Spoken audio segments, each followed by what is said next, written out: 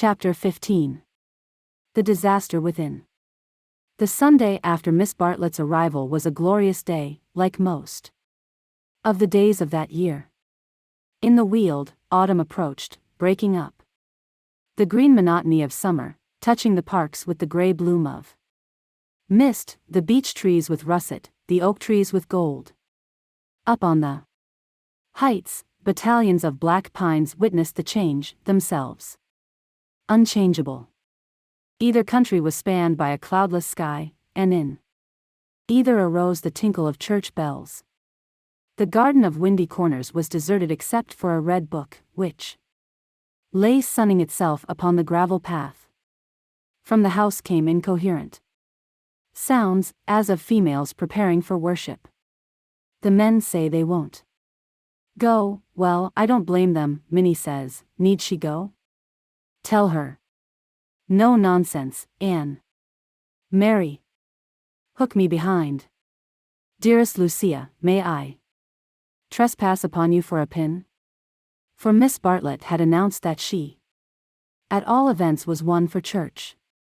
The sun rose higher on its journey, guided, not by Phaeton, but by Apollo, competent, unswerving, divine.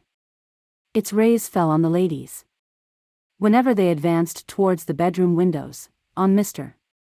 Beebe down at Summer Street as he smiled over a letter from Miss Catherine Allen, on George Emerson cleaning his father's boots, and lastly, to complete the catalogue of memorable things, on the red book mentioned previously. The ladies move, Mr. Beebe moves, George moves, and movement may engender shadow. But this book lies motionless, to be caressed all the morning by the sun and to raise its cover slightly, as though acknowledging the caress. Presently Lucy steps out of the drawing-room window. Her new cerise dress has been a failure, and makes her look tawdry and wan. At her throat is a garnet brooch, on her finger a ring set with rubies, an engagement ring. Her eyes are bent to the Weald. She frowns a little, not in anger, but as a brave child frowns when he is trying not to cry.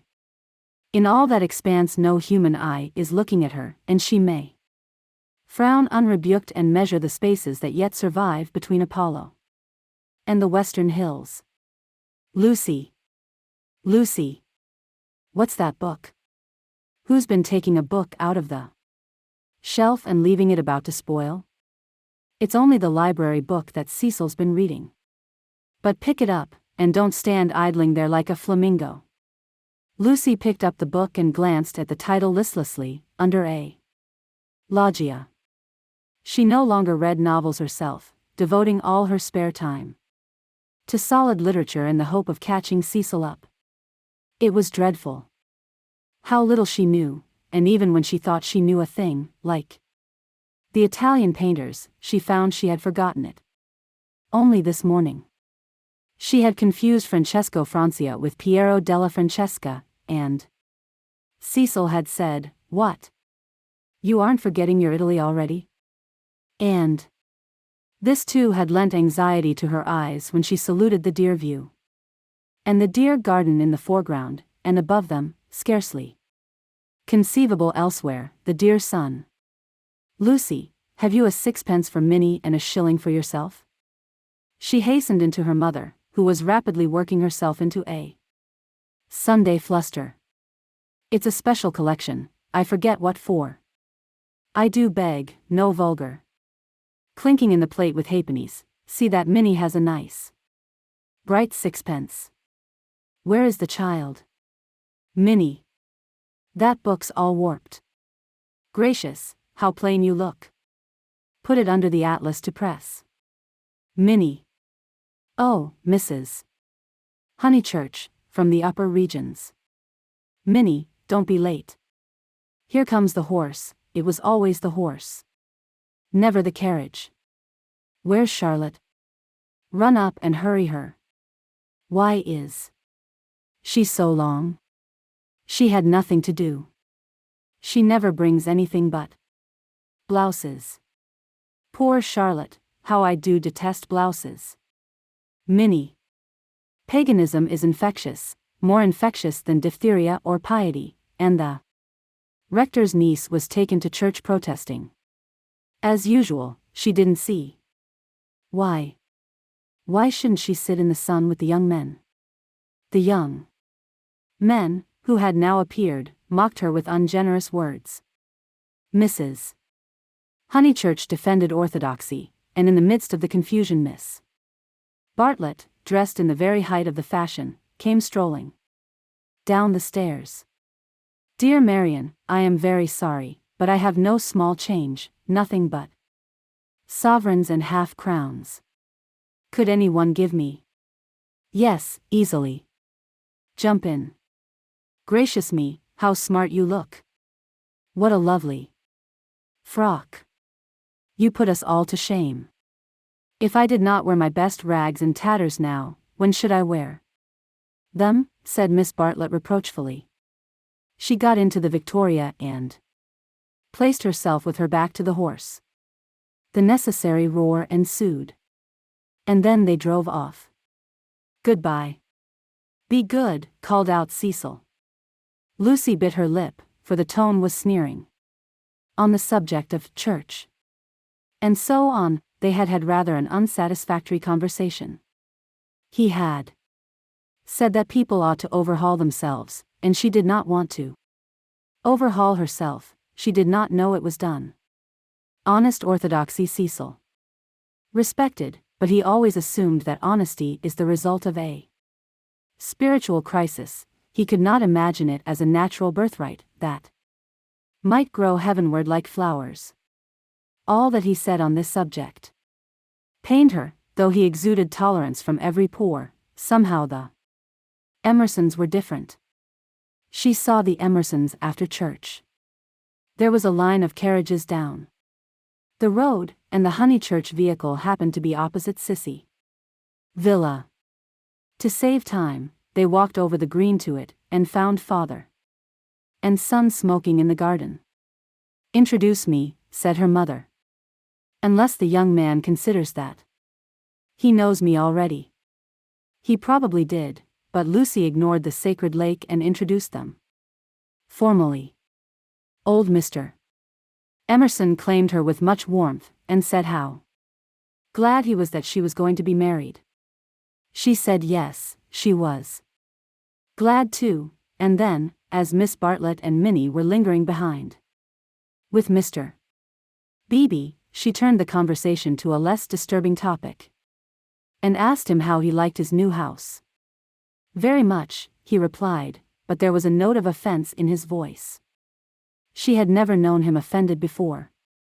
He added, we find, though, that the Miss Allens were coming, and that we have turned them out. Women mind such a thing. I am very much upset about it. I believe that there was some misunderstanding, said Mrs. Honeychurch uneasily.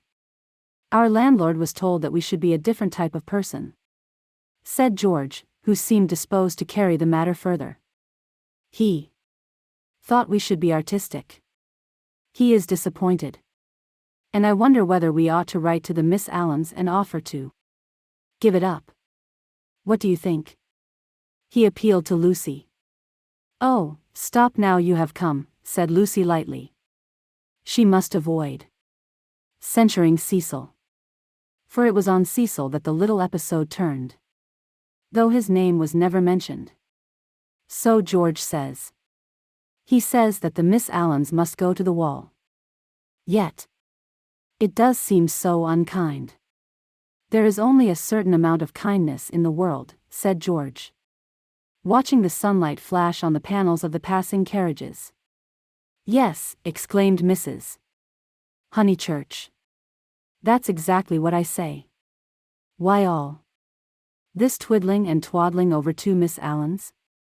There is a certain amount of kindness, just as there is a certain amount of light, he continued in measured tones. We cast a shadow on something wherever we stand, and it is no good moving from place to save things, because the shadow always follows. Choose a place. Where you won't do harm, yes, choose a place where you won't do very much harm and stand in it for all you are worth, facing the sunshine. Oh, Mr. Emerson, I see you're clever. I see you're going to be clever. I hope you didn't go behaving like that to poor Freddie. George's eyes laughed, and Lucy suspected that he and her mother would get on rather well. No, I didn't, he said. He behaved that way to me. It is his philosophy. Only he starts life with it, and I have tried the note of interrogation first. What do you mean? No, never mind what you mean. Don't explain. He looks forward to seeing you this afternoon. Do you play tennis? Do you mind tennis on Sunday? George mind tennis on Sunday.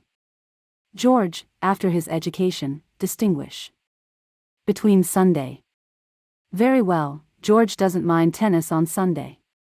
No more do I. That's settled. Mr. Emerson, if you could come with your son we should be so pleased. He thanked her, but the walk sounded rather far, he could only potter about in these days.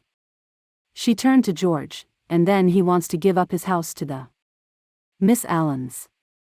I know, said George, and put his arm round his father's neck. The kindness that Mr. Beebe and Lucy had always known to exist in him came out suddenly, like sunlight touching a vast landscape, a touch of the morning sun. She remembered that in all his perversities he had never spoken against affection. Miss Bartlett approached. You know our cousin, Miss Bartlett, said Mrs. Honeychurch pleasantly. You met her with my daughter in Florence. Yes, indeed, said the old man, and made as if he would come out of the garden to meet the lady. Miss Bartlett promptly got into the Victoria. Thus entrenched, she emitted a formal bow. It was the pension. Bertolini again, the dining table with the decanters of water and wine. It was the old battle of the room with the view. George did not respond to the bow. Like any boy, he blushed and was ashamed. He knew that the chaperone remembered. He said, I'll come up to tennis if I can manage it, and went into the house. Perhaps anything that he did would have pleased Lucy, but his awkwardness went straight to her heart. Men were not gods after all, but as human and as clumsy as girls. Even men might suffer from unexplained desires, and need help. To one of her upbringing, and of her destination, the weakness of men was a truth unfamiliar, but she had surmised it at Florence, when George threw her photographs into the River Arno. George, don't go, cried his father, who thought it a great treat for people if his son would talk to them. George has been in such good spirits today, and I am sure he will end by coming up this afternoon. Lucy caught her cousin's eye. Something in its mute appeal made her reckless. Yes, she said, raising her voice, I do hope he will. Then she went to the carriage and murmured, the old man hasn't been told. I knew it was all right. Mrs. Honeychurch followed her, and they drove away. Satisfactory that Mr. Emerson had not been told of the Florence escapade, yet Lucy's spirits should not have leapt up as if she had sighted the ramparts of heaven. Satisfactory, yet surely she greeted it with disproportionate joy. All the way home the horse's hoofs sang a tune to her, he has not told, he has not told. Her brain expanded the melody, he has not told his father, to whom he tells all things. It was not an exploit. He did not laugh at me when I had gone. She raised her hand to her cheek. He does not love me. No. How terrible if he did. But he has not told. He will not tell. She longed to shout the words, it is all right. It's a secret between us two forever. Cecil will never hear. She was even glad that Miss Bartlett had made her promise secrecy, that last dark evening at Florence, when they had knelt packing in his room. The secret, big or little, was guarded. Only 3 English people knew of it in the world. Thus she interpreted her joy. She greeted Cecil with unusual radiance, because she felt so safe. As he helped her out of the carriage, she said, "The Emersons have been so nice. George Emerson has improved enormously." "How are my protégés?" asked Cecil, who took no real interest in them, and had long since forgotten his resolution to bring them to Windy Corner for educational purposes. "Protégés," she exclaimed with some warmth. For the only relationship which Cecil conceived was feudal, that of protector and protected. He had no glimpse of the comradeship after which the girl's soul yearned. "You shall see for yourself how your protégés are. George Emerson is coming up this afternoon. He is a most interesting man to talk to. Only don't," she nearly said, "don't protect him." But the bell was ringing for lunch, and, as often happened, Cecil had paid no great attention to her remarks. Charm, not argument, was to be her forte. Lunch was a cheerful meal. Generally Lucy was depressed at meals. One had to be soothed, either Cecil or Miss Bartlett or a being not visible to the mortal eye, a being who whispered to her soul, "It will not last, this cheerfulness. In January you must go to London to entertain the grandchildren of celebrated men." But today she felt she had received a guarantee. Her mother would always sit there, her brother here. The sun, though it had moved a little since the morning, would never be hidden behind the western hills. After luncheon they asked her to play. She had seen Gluck's Armide that year, and played from memory the music of the Enchanted Garden, the music to which Renaud approaches, beneath the light of an eternal dawn, the music that never gains, never wanes, but ripples forever like the tideless seas of fairyland. Such music is not for the piano, and her audience began to get restive, and Cecil, sharing the discontent, called out, "Now play us the other garden, the one in Parsifal." She closed the instrument. "Not very dutiful," said her mother's voice. Fearing that she had offended Cecil, she turned quickly round. There George was. He had crept in without interrupting her. "Oh, I had no idea," she exclaimed, getting very red, and then, without a word of greeting, she reopened the piano. Cecil should have the Parsifal, and anything else that he liked. "Our performer has changed her mind," said Miss Bartlett, perhaps implying, she will play the music to Mr. Emerson. Lucy did not know what to do nor even what she wanted to do. She played a few bars of the Flower Maiden's song very badly and then she stopped. "I vote tennis," said Freddie, disgusted at the scrappy entertainment. "Yes, so do I." Once more she closed the unfortunate piano. "I vote you have a men's 4. "All right." "Not for me, thank you," said Cecil. "I will not spoil the set." He never realized that it may be an act of kindness in a bad player to make up a 4th. "Oh, come along, Cecil. I'm bad, Floyd's rotten, and so I dare say's Emerson." George corrected him, "I am not bad." One looked down one's nose at this. "Then certainly I won't play," said Cecil, while Miss Bartlett, under the impression that she was snubbing George, added, "I agree with you, Mr. Vice. You had much better not play. Much better not." Minnie, rushing in where Cecil feared to tread, announced that she would play. "I shall miss every ball anyway, so what does it matter? But Sunday intervened and stamped heavily upon the kindly suggestion. Then it will have to be Lucy, said Mrs. Honeychurch, you must fall back on Lucy. There is no other way out of it. Lucy, go and change your frock.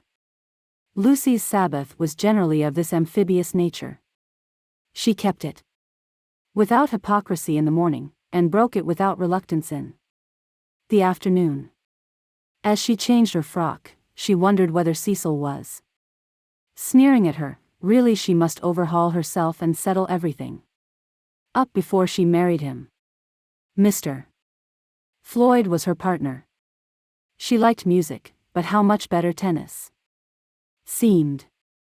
How much better to run about in comfortable clothes than to sit at the piano and feel girt under the arms.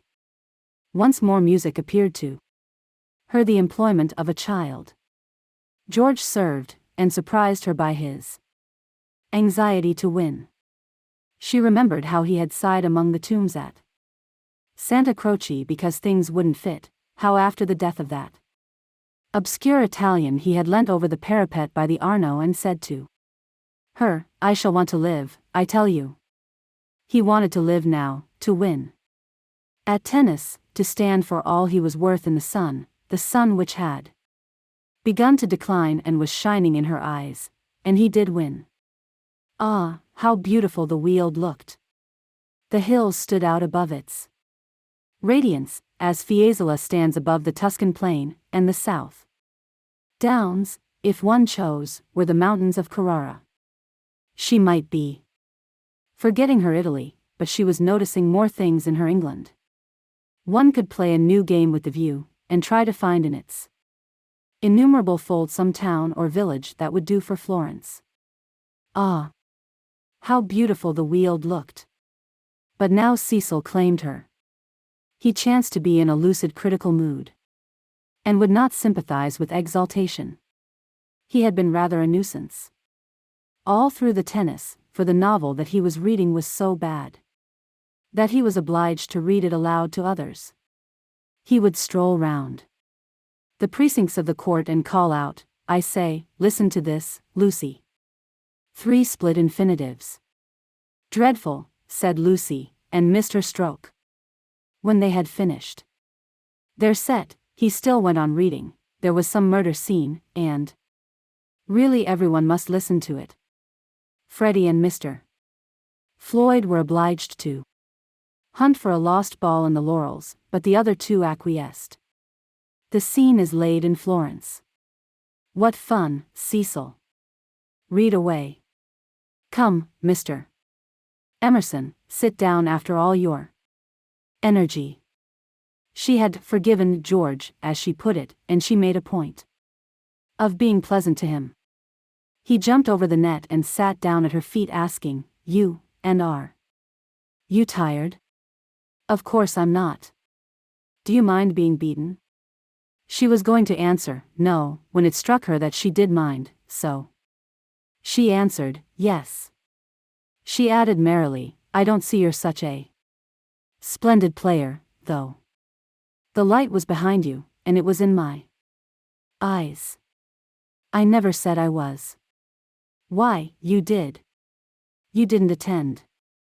You said, oh, don't go in for accuracy at this house. We all exaggerate, and we get very angry with people who don't. The scene is laid in Florence, repeated Cecil, with an upward note. Lucy recollected herself. Sunset. Leonora was speeding. Lucy interrupted. Leonora? Is Leonora the heroine? Who's the book by? Joseph Emery Prank. Sunset. Leonora speeding across the square. Pray.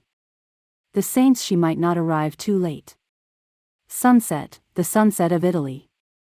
Under Orcagna's loggia, the Loggia de Lanzi, as we sometimes call it. Now. Lucy burst into laughter. Joseph Emery Prank, indeed. Why, it's Miss Lavish. It's Miss Lavish's novel, and she's publishing it under somebody else's name. Who may Miss Lavish be? Oh, a dreadful person, Mr. Emerson. You remember Miss Lavish? Excited by her pleasant afternoon, she clapped her hands. George looked up. Of course I do. I saw her the day I arrived at Summer Street. It was she who told me that you lived here. Weren't you pleased? She meant to see Miss Lavish, but when he bent down to the grass without replying, it struck her that she could mean something else. She watched his head, which was almost resting against her knee, and she thought that the ears were reddening. No wonder the novel's bad, she added. I never liked Miss Lavish. But I suppose one ought to read it as one's met her. All modern books are bad, said Cecil, who was annoyed at her inattention, and vented his annoyance on literature. Everyone writes for money in these days. Oh, Cecil. It is so. I will inflict Joseph Emery prank on you no longer. Cecil, this afternoon seemed such a twittering sparrow. The UPS and downs in his voice were noticeable, but they did not affect her. She had dwelt amongst melody and movement, and her nerves refused to answer to the clang of his. Leaving him to be annoyed, she gazed at the black head again.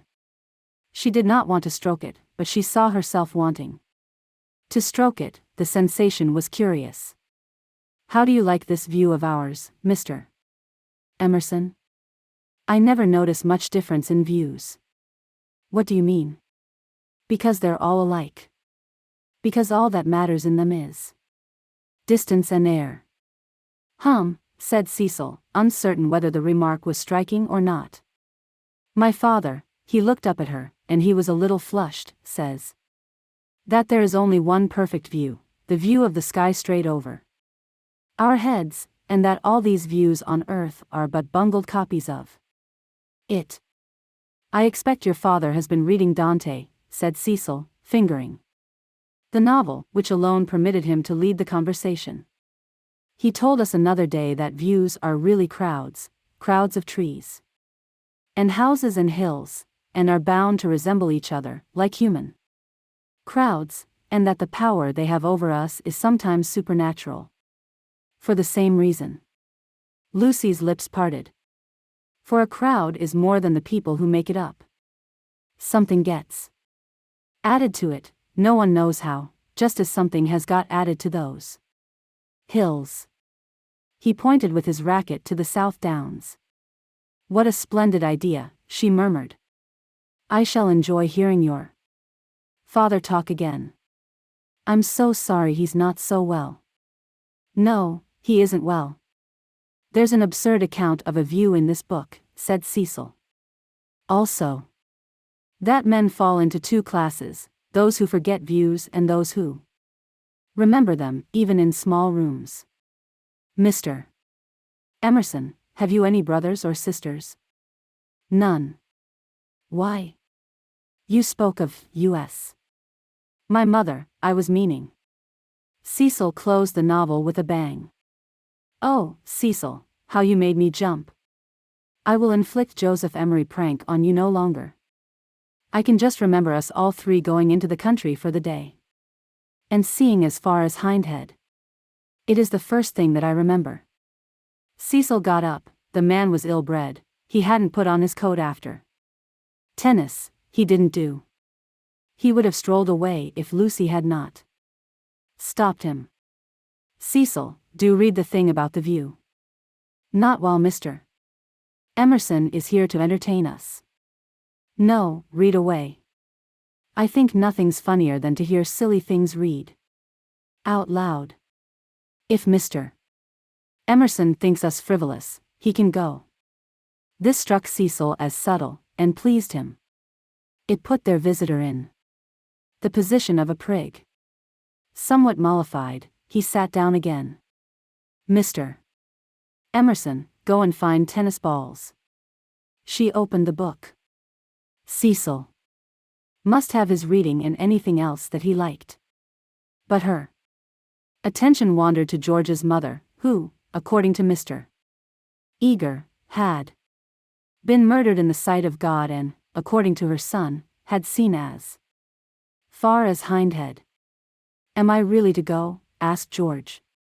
"No, of course not really," she answered. "Chapter 2, said Cecil, yawning. "Find me Chapter 2, if it isn't bothering you." Chapter 2 was found, and she glanced at its opening sentences. She thought she had gone mad. "Here, hand me the book." She heard her voice saying, "It isn't worth reading, it's too silly to read, I never saw such rubbish, it oughtn't to be allowed to be printed." He took the book from her. Leonora, he read, sat pensive and alone. Before her lay the rich champaign of Tuscany, dotted over with many a smiling village. The season was spring. Miss Lavish knew, somehow, and had printed the past in draggled prose. For Cecil to read and for George to hear. A golden haze, he read. He read, afar off the towers of Florence. While the bank on which she sat was carpeted with violets. All unobserved, Antonio stole up behind her. Lest Cecil should see her face, she turned to George and saw his face. He read, there came from his lips no wordy protestation such as formal lover's use. No eloquence was his, nor did he suffer from the lack of it. He simply enfolded her in his manly arms. "This isn't the passage I wanted," he informed them, "there is another. Much funnier, further on." He turned over the leaves. "Should we go into tea?" said Lucy, whose voice remained steady. She led the way up the garden, Cecil following her, George last. She thought a disaster was averted. But when they entered the shrubbery it came. The book, as if it had not worked mischief enough, had been forgotten, and Cecil must go back for it, and George, who loved passionately, must blunder against her in the narrow path. "No," she gasped, and, for the second time, was kissed by him. As if no more was possible, he slipped back, Cecil rejoined her, they reached the upper lawn alone.